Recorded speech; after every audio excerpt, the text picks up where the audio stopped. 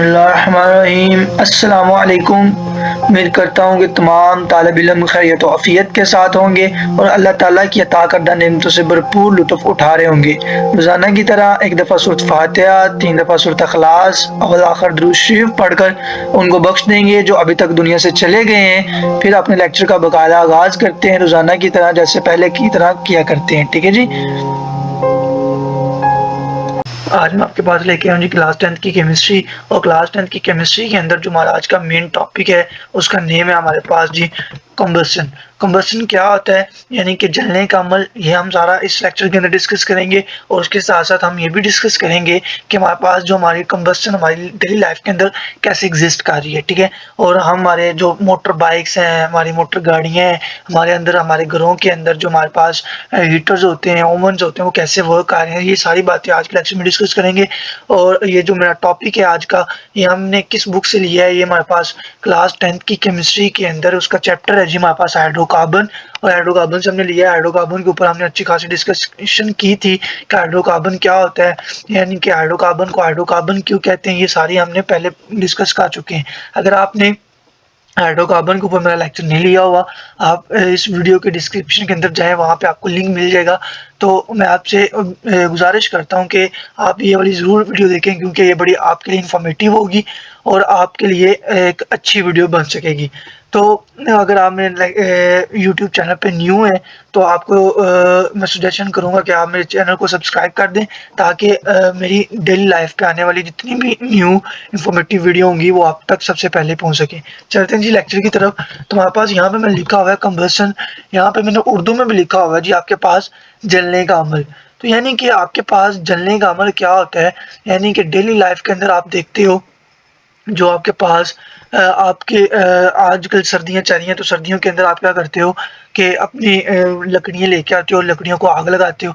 आप लकड़ियों को क्यों आग लगाते हो? आप लकड़ियों की बजाय पत्थर को क्यों नहीं आग लगाते? ठीक है? और उसके अलावा आपके पास ये जलने का जो अमल हो रहा है, यानी कि ये जो कंबस्शन हो रही है, ये किस तरीके के साथ हो रही है, इसके ऊपर बात करते हैं। अब यहाँ पे मैंने डेफिनेशन लिखी हुई है, the process in which occur the burning of alkane. Alkane क्या होते हैं? अल्केन के ऊपर हमने बात की थी कि आपके पास कोई भी किसी किस्म का ऐसा बॉन्ड जिसके अंदर आपके पास सिंगल बॉन्ड मौजूद हो, वो आपके पास सैचुरेटेड कंपाउंड होते हैं और उसके साथ साथ अल्केन होते हैं। अब यहाँ पे मैं कह रहा हूँ कि आपके पास कोई भी ऐसा अल्केन है, यानी कि आपके पास मीथेन हो सकता है, इथेन हो सकता है, प्रोपेन हो सकता है, ठीक है, आपके पास पेंटेन हो सकता है, ब्यूटेन, कुछ भी कोई भी मतलब अल्केन लेना आपने और अल्केन को आपने जलाना है। अब अल्केन को जलाने के लिए कंडीशन क्या है आपके पास?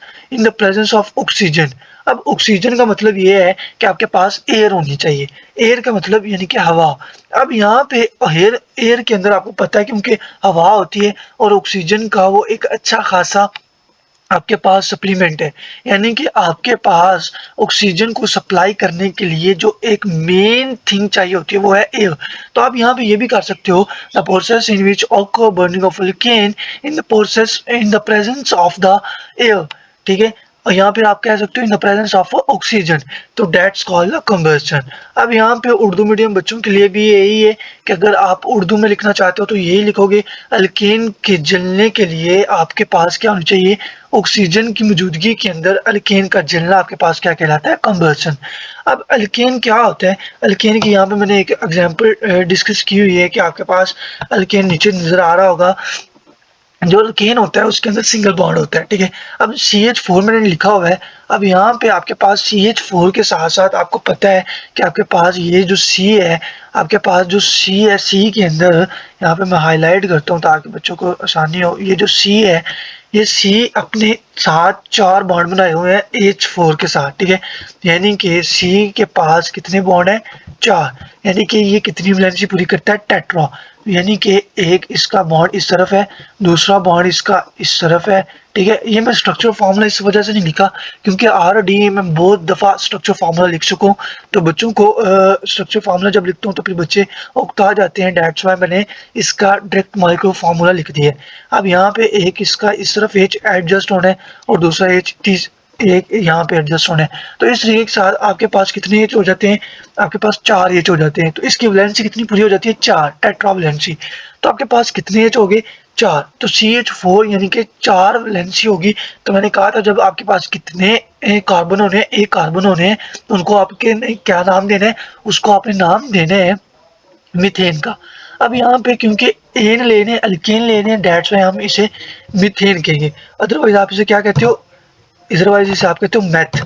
अगर एक कार्बन होगी तो उसे क्या कहोगे, मैथ। और इसके साथ एल्केन लगा हुआ है, इस वजह से इसे मीथेन कहेंगे। अब यहाँ पे इसका थोड़ा सा स्ट्रक्चर थोड़ा सा मैं छोटा कर देता हूँ ताकि बच्चों के लिए आसानी हो। अब यहाँ पे आपको नजर आ रहा है इसका नेम क्या है, मीथेन। अब यहाँ पे हमने दूसरी कंडीशन ये ली थी कि आपके पास एक तो अल्केन होना है और अल्केन के साथ साथ आपने इसके अंदर इसको बर्न करना है किसकी मौजूदगी में, ऑक्सीजन की मौजूदगी में। अब ऑक्सीजन का मतलब यानी कि एयर की मौजूदगी में।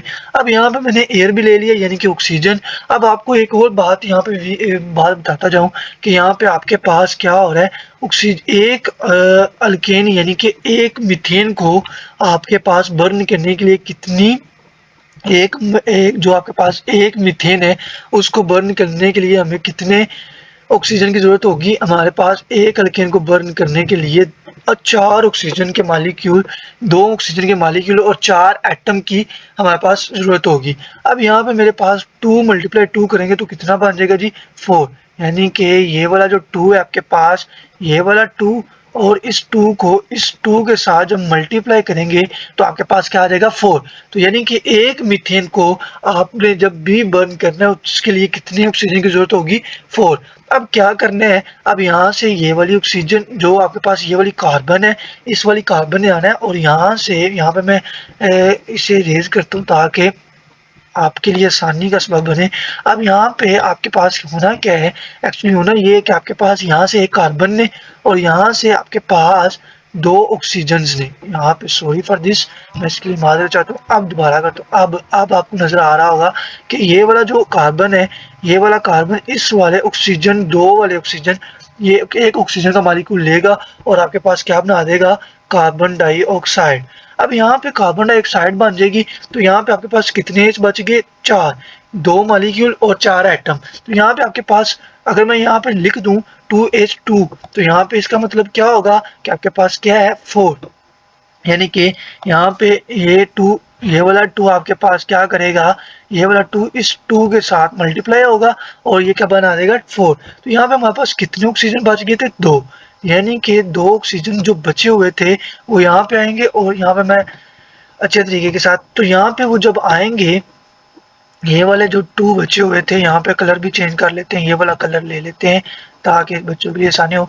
अब यहाँ पे ये वाले जो 2 हमारे पास ऑक्सीजन बचे हुए थे, ये वाले 2 ऑक्सीजन लेंगे और इस 2 ऑक्सीजन को आप क्या करोगे, इन 2 हाइड्रोजन यानी कि जो 2H2 थे यानी कि 4 हाइड्रोजन के साथ अटैच कर दोगे और हमारे पास क्या बन जाएगा, वाटर। तो यानी कि आपके पास यहाँ पे इसका जो प्रोसीजर था वो ये था कि आपने पहले सबसे पहले तो लेना आपने जो आपके पास थे आपने लेनी है अल्केन और अल्केन को बर्न करना है इन द प्रेजेंस ऑफ एयर। तो जैसे ही आप एयर की मौजूदगी में उसे बर्न करते हो तो आपके पास क्या होता है, आपके पास एक तो कार्बन डाइऑक्साइड बनती है। कार्बन डाइऑक्साइड कैसे बनती है, यहाँ से एक ऑक्सीजन कार्बन लेते हैं और ये वाला जो कार्बन है यहाँ से 2 ऑक्सीजन के साथ मिलता है और वो बना देता है कार्बन डाइऑक्साइड। और उसके अलावा आपके पास यहाँ पे जो आपके पास वाटर है वो किस तरीके के साथ बना है, वो वाटर इस तरह से आपके पास ये जो 4 है H है यानी कि 2H2 में वो मिलते हैं और उसके अलावा आपके पास कितने ऑक्सीजन बच गए थे, 2। तो 2 ऑक्सीजन मिला के हमारे पास एक वाटर का मॉलिक्यूल बना देते हैं। अब ये दोनों मिलके यानी कि मीथेन और इन द बर्न होते हैं इन द प्रेजेंस ऑफ ऑक्सीजन। जब मीथेन को ऑक्सीजन की मौजूदगी में बर्न करेंगे तो आपके पास एक कार्बन डाइऑक्साइड बनेगी और उसके साथ साथ आपके पास वाटर बनेगा। और इन दोनों से आपके पास जैसे ही आपको पता है कि ये क्या होता है, एक एक्सोथर्मिक रिएक्शन होता है, तो इसके अंदर हीट अब होगी और जो हीट होगी वो कितनी होगी, यानी कि अगर एक मॉलिक्यूल आप लेते हो मीथेन का तो एक मॉलिक्यूल के लिए 891 किलो जूल पर मोल आपके पास क्या होगी, हीट इवॉल्व होगी। तो यहाँ पे आपको पता चल रहा है कि जो किलो जूल पर मोल है ये क्या होता है, इसका यूनिट होता है। तो हीट का यूनिट होता है किलो जूल पर मोल और इसके अंदर जितनी हीट इवॉल्व होगी वो होगी 891। अब ये नीचे